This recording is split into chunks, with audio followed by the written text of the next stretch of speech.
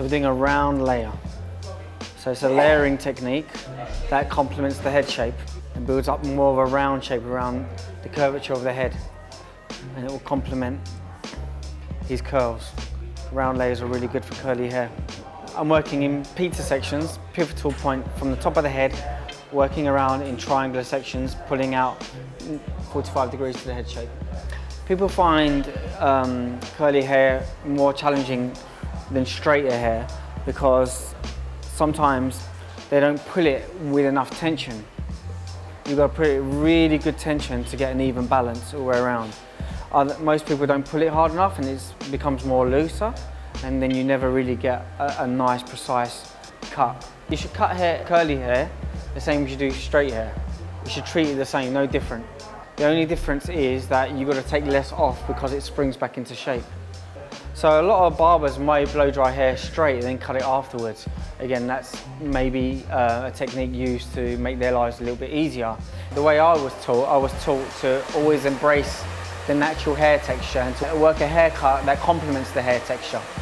We're just going to clip up the top that we cut and we're going to work on the underneath now.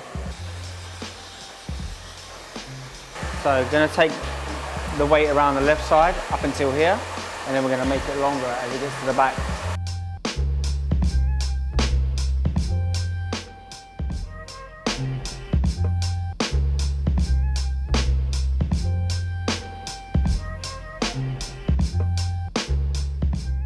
So again, we're going to go and put the line placement in and then use a 0.5 to wipe that line out.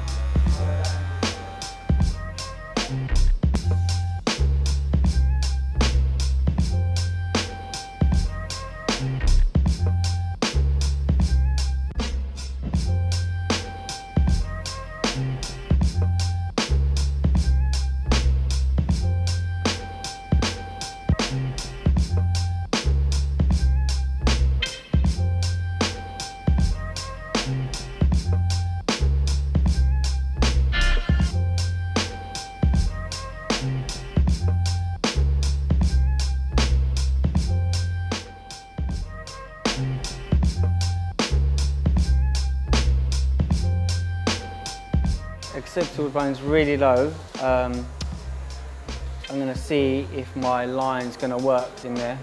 If not, I'm going to have to fade it out.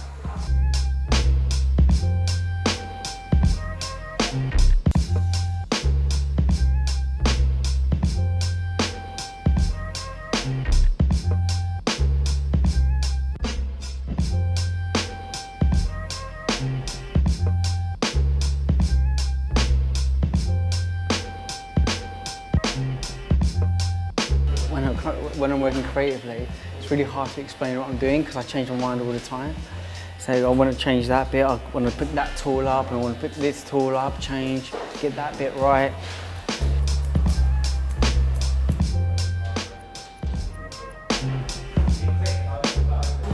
So I'm going to wet down to around about 80% wet, maybe 70. Apply some mousse. The mousse will help keep the curls defined. I'm going to run that through the hair.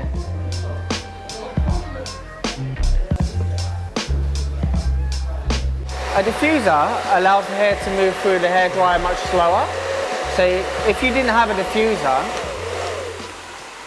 the hair would frizz up if you just put without the nozzle on. But this just spreads the heat out a little bit and it's not as hot.